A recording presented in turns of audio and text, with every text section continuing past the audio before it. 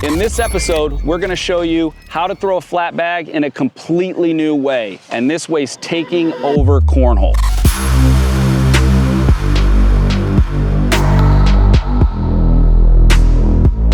So today, we're talking about how to throw a flat bag the new school way, and that is using these fingers. When we're throwing a flat bag the old way, you would see a lot of wrist action and almost like a Frisbee. If you're looking at new school cornhole athletes, they're doing a lot more of a pop with their throw. It's a pop and it's all coming out of the fingers.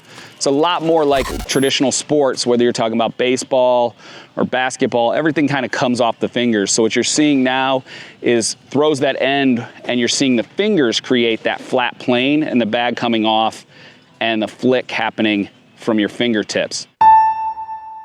They're grabbing their bags with, you've had the butterfly grip, sort of maybe a looser, modified butterfly grip. But you really want to get your finger action in it. So you're seeing players put the bag more up on their fingertips. And in their backswing, they're not twisting it way back around and trying to create a flick. They're coming down here and blasting through. So the other thing you're starting to see is, you've got some players like myself with a traditional high finish, or you have newer school players like Jeremiah Ellis, Jacob Trzynski, Gavin Cano, who are getting down low. So that release is happening somewhere down here.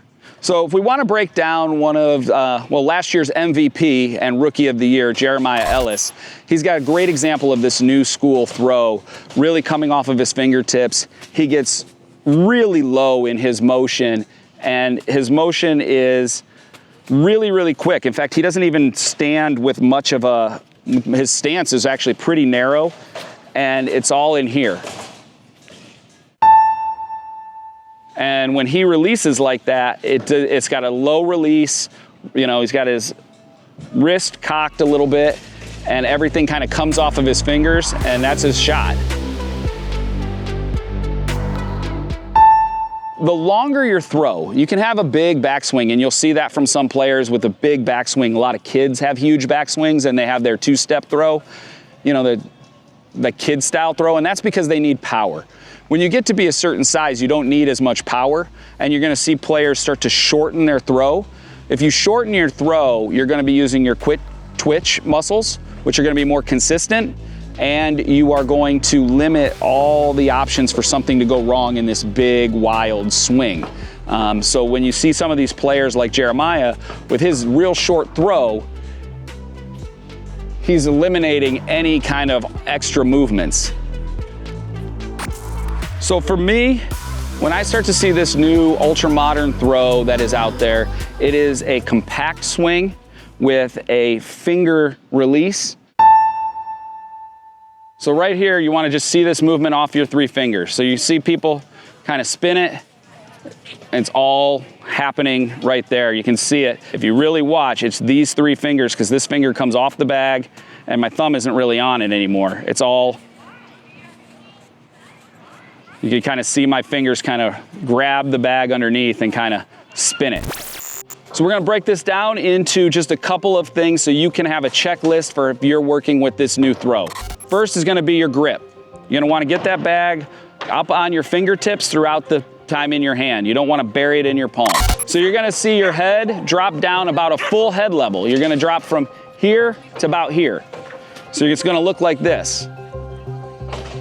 The next thing you're gonna wanna do if you're on this checklist is your backswing. Your backswing is going to be out to your hip, maybe just slightly past.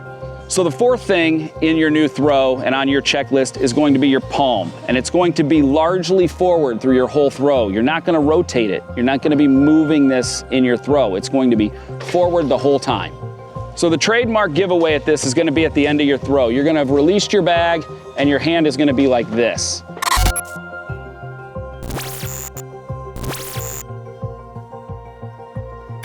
You're gonna see this flat plane is gonna be here. So what are the things that could go wrong with this new style throw? Most importantly is gonna be somebody doing something like this. They're gonna break their wrist. They're not going to be in this same pop motion. They're gonna be here, it's gonna be saggy, and they're gonna have this sort of wimpy, limp wrist, and a bag's gonna come out nose down, loose, and it's gonna be a completely different throw than when you're wanting to power through it and keep it flat. So you won't see this kind of a release, you'll see it down here. You can get it completely wrong when you're finishing here. So another thing that happens with a traditional cornhole player or a newbie playing is that they're gonna have this big backswing and this big wild swing, and they're gonna finish really high up, and there's gonna be all kinds of movement throughout. They're gonna finish up high, and they're letting the bag go, hopefully somewhere, falling out of their hand, and it goes at the hole. So for me personally, I think I've kind of combined a little bit of both, being somebody who came in 7, 8 years ago and was finishing kind of higher. You'll still see me finish pretty high, but I am really doing much more finger. If you watch my traditional throw, it's all still coming out here. I don't come back as far. And really, I'm probably releasing the bag here and just finishing high. You know, again, my forearm, as you dip down, I don't have to get my whole forearm like this. I'm doing it with my wrist and my fingertips. So you're seeing this action at the end of my throw, right? And that's where I'm imparting my spin.